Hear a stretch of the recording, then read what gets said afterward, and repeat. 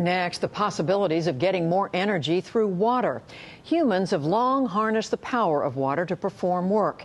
In modern time, hydroelectricity generated by the power of water flowing through turbines at the base of dams has been a small but key source of renewable energy. But experts say there is a lot of potential for new sources of hydropower. A startup in Portland, Oregon, has developed one system that may one day be in cities around the country. Hari Srinivasan has our report. It is the latest story in our ongoing Breakthroughs series on invention and innovation. Industrial engineer Susan Priddy takes advantage of rare sunny days in Portland to ride her Harley to work. And in her job as Director of Operations for Lucid Energy, she takes advantage of the region's abundant water supply. This small startup has developed a new technology. How's it going today? Very well. So what's our energy coming out today? Right now we're running about 40 kilowatts. Priddy and Lucid engineers were monitoring the energy generated by drinking water as it flows through turbines integrated into these pipes. Lucid has designed the first hydroelectric system designed to harness the energy in gravity-fed drinking water pipes found throughout Portland and in many municipalities around the country. We dropped in recently for a tour. So here we are down in the vault. We've got water flowing this direction, the turbines right here. Yeah. And the flow of the water, because it's a lift-based system, just turns the turbine, and then the turbine's connected to the generator. And from the generator, it goes through some power electronics across the street to the grid. How much energy is this thing generating?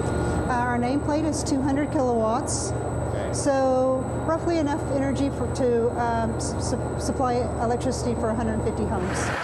The system was installed in Portland late last year and recently began operating at full capacity. Unlike some parts of the country, there's no shortage of water here. The city's well-known downtown fountains and most homes and businesses are supplied with gravity-fed drinking water from a pristine forest watershed near Mount Hood. There's no mystery to what we're trying to do. We're just recovering energy that's embedded in the flow of the water. Greg Semler is president and CEO of Lucid Energy. The privately funded company currently employs a handful of bike-riding engineers who spend their days thinking of new ways to tap liquid energy flowing through pipes. Is that actually something that's just floating in space? This one right here? Yeah. It's mounted to the wall. Their office is based in a Portland incubator called Hatch, with other small environmentally and socially focused startups. The advantage of the Lucid Pipe system is that we produce electricity all the time, around the clock, without any environmental impact. So it's very unusual to find sources of energy that you can produce electricity without any environmental impact in today's world. And how does it compare to the renewable energy sources that most of us are familiar with today, solar and wind? When you compare the cost of the Lucid Pipe power system with other traditional sources of renewables like wind and solar, to generate the same amount of energy that Lucid is generating would cost 3 or 4 times more for the same amount of energy. The 60-foot pipe and 4 turbines inside cost nearly $2 million to build and install, far more than a conventional section of water pipe. But a group of private investors are taking the risk, so it costs the city nothing to try. The city's power utility, Portland General Electric, PGE, has agreed to buy the energy at the same price as other renewable energy sources for the next 20 years. The plan is for Lucid Energy, the city's water bureau, and the investors to share profits. This is the first check for us delivering energy and being paid for it, so we are very excited. Representatives from PGE recently met with the Lucid team to see how the new system is working. Those 2 units over there are meters that really gets to the power purchase agreement, and that's where the money is. We want that cash register to go That one up. running a lot more than the other. We want to produce right? as much energy as possible. Charlie Alcock is PG&E's business development director. Here in Oregon, we have a renewable portfolio standard where we have to meet and by the end of this year, 15% of our customers' energy use with renewable sources. We've been doing it mostly with wind and some solar, but if this technology performs well, it'll be on our list. Oregon isn't alone. Hydroelectric power is getting new attention from scientists and investors. Several East Coast companies are developing turbines to harness the power of tides in New York's East River and off the coast of Maine.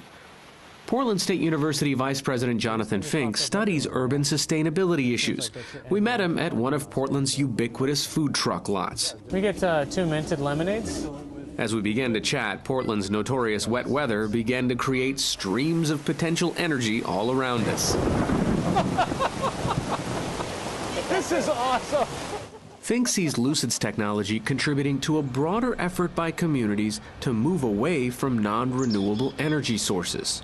In Portland, as an example, we get a lot of our energy from a coal-fired power plant 200 kilometers east of here. That's not great. So how do we replace that? We're not going to replace it with one big nuclear power plant. We're going to replace it with a lot of conservation, a lot of smaller steps like what Lucid is doing, with solar, with wind. What has to happen nationally and globally is each city does these experiments, figures out what works, and then they have to exchange that information.